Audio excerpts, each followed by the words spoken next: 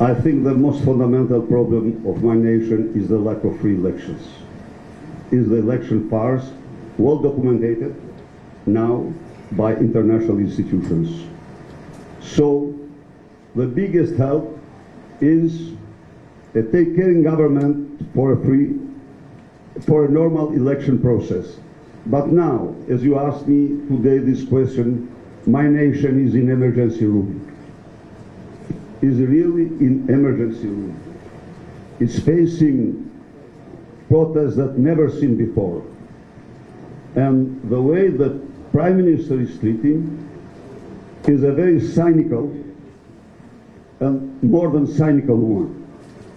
So my nation needs a peaceful, civil solution, avoiding a potential clash there, which sent the country many years back or terrible back.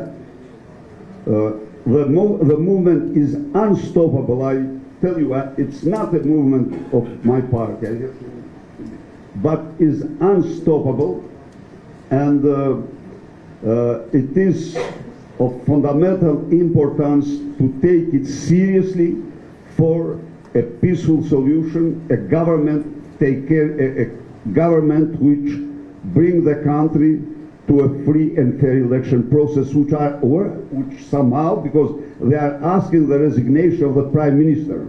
This is their top demand. But more important is this, solving this crisis through in a civilized and a peaceful way, not avoiding clashes which could happen.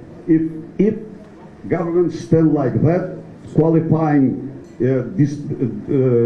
discarding them like not existing, etc., etc. Thank you very much, Mrs. Secretary General Montserrat. I would like first to thank from my heart President Weber, you, Secretary General, and EPP for very great interests that are showing to our region. This is the third major events that EPP organized in the region. Montenegro conference was a great event. The fact-finding mission sent to Albania was of great importance, and this conference today, I think this is a very important help and the best antidote against enlargement fatigue. This is very important to keep alive the hopes of our nation for a European future as the best future. Now, dear friends, these highly esteemed friends in this panel are power people. I'm opposition man. So I apologize to be a little bit different in my expose. I believe that the most fundamental question for our nations, which somehow damage them in the journey toward European Union, is the weakness and the non-respect of rule of law. There is nothing more fundamental, in my humble judgment, as a former Prime Minister, than working to consolidate the rule of law in order to make your citizens more free. The meaning of this process is citizens of our country become more free, more prosperous, more secure. And this is proved in 100 million Europeans who join it. So, the shortages of the rule of law are a fundamental problem in our countries. But when I say rule of law, I mean also international rule of law. We are countries very rich in minorities. And two things, my observation. Minorities in itself are nowhere they do create problems. The problems are created or from majorities or from countries' origin. Now, where is the rule of law? Yes, there are European and UN conventions on minorities to be fully respected. If minorities in our countries will enjoy what this convention and charter had foreseen for them, definitely they could live as free and equal citizens in every country. They need no big brother branch, no, they need no other than this one. So, in my view, sticking to these conventions, it's and should be a top priority for our countries. Third, our countries from the recent past, not all of Albania, but other countries, they have had some heritage of some problems.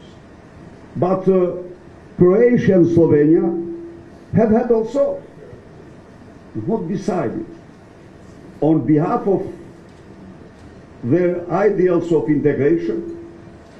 They decided to put them aside, to stick to the principle not to export in EU conflicts from out of EU, and they are now two inspiring examples for our nations to follow in the integration process. Now, let me be more specific about my country. Albania has no problems with the neighbors. No. Normal. Have good relations. That's the truth.